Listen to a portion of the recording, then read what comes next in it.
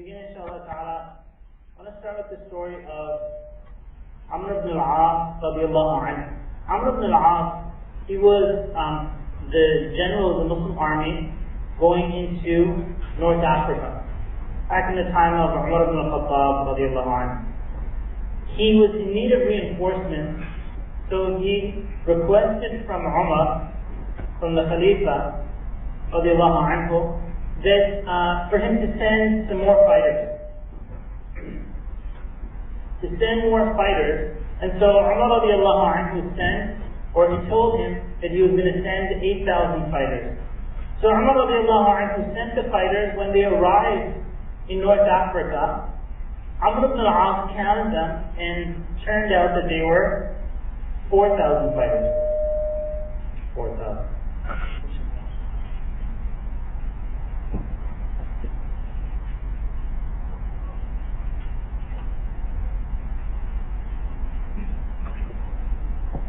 Turned out that there were 4,000 fighters, and so Amr ibn al-As sent back and he asked about this.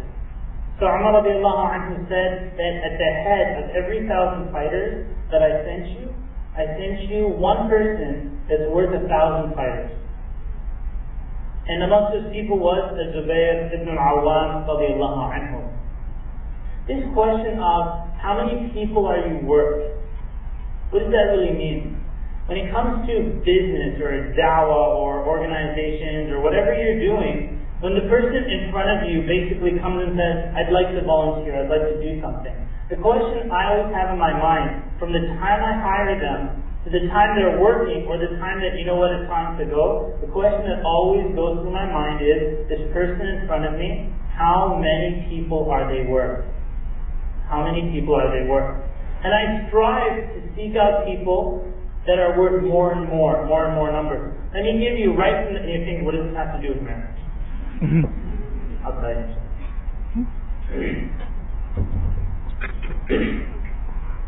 The numbers usually they turn out like this. There are certain people that are worth 10 people. Okay? There are certain people that are worth one person, i.e. 1 for 1. You get one, you got one. And there are certain people that are worth, I was going to say half, but some people are worth a quarter. Now, what do I mean by these distinctions? And actually, what comes to mind is another example of Khalid ibn al-Walid radiallahu anhu. The reason I use these numbers is that certain people, if you hire them or you're working with them, they're worth 10 people, i.e., they do what you tell them to do, and then they're 2 steps ahead of you. In other words, there are a lot of sisters that are like this. Not all sisters, but a lot. That is, and I'll give you this example where once doing a little workshop, just a group of like 15 people, and then all of a sudden we realized, hey, there's no whiteboard markers. I said, did anybody bring a whiteboard marker? Like, does anybody have whiteboard markers with them right now? Do you? Okay, good job. Just to show you that nobody walks around with whiteboard markers, the sister comes out and she says, I have some with me. I said, SubhanAllah. And then Salah time comes, and then, you know, time for Salah, sister busts out with prayer sheets. Who brings prayer sheets with them and is always ready like that? That's the perfect example. I kept bringing this up. I said that this is an example of what I'm talking about, of somebody who you're not even thinking about it, they're already preparing in advance for what could possibly happen. A person like this is worth 10 people. You can bring 10 people, they wouldn't have thought that this person is worth 10 people. Then you get a person who's worth 1 for 1. Person who's worth 1. I.e., you tell them what to do, and they do it. And that's about it. Right? So in the example, if we were saying we're doing a workshop, and we're saying, you know what, can you make sure the door is open? They're like, oh, okay, I'll do that. And then make sure the door is open. Well, when the lecture's about to start, where are the whiteboard markers? Well, you didn't tell me to bring whiteboard markers. Can you see where the problem is with the person who's just taking 1 for 1? Can you see where that problem is going to happen? In other words, if you're working with this person, you have to do the thinking. They're just kind of like doing what you tell them to do. Now, what about a person who's worth a quarter? There's lots of those quarter people. May Allah never make you a quarter. There are people who once you ask them to do something, you need somebody to check up on them. Okay? I heard some giggles there, you kind of like recognize. Either you've dealt with a quarter, or you know you're a quarter. One of the two. Okay? In other words, like you give them a task, and then like when is it due? Okay, it's due Thursday. Come Thursday. Like, did you do it? Oh, inshallah, I'm planning to do it. Had nobody checked up with them, you would never have gotten done. And so if I hire this person, basically what I'm saying is that I have to bring somebody else just to look over you. In other words, you're away from my time. Because so why don't I just bring somebody? If I'm going to make the choice in the beginning, choose the person who's worth 10 people. It brings to mind story of Khalid ibn Walid radiallahu anhu. The Muslim army had gone in two directions. One was led by Khalid, one was led by another Muslim general. And they were both coming from two different directions across Iraq. This happened in the Khilafah of Abu Bakr radiallahu anhu, soon after the death of the Prophet sallallahu alayhi wa sallam. Khalid ibn Walid, you'll hear him all throughout the history of one of the greatest Muslim generals that ever lived. His army, basically, they were supposed to meet at a certain city in Iraq, but instead, Khalid ibn Walid won like every battle, and the first Muslim general hadn't left the first place that he was attacking.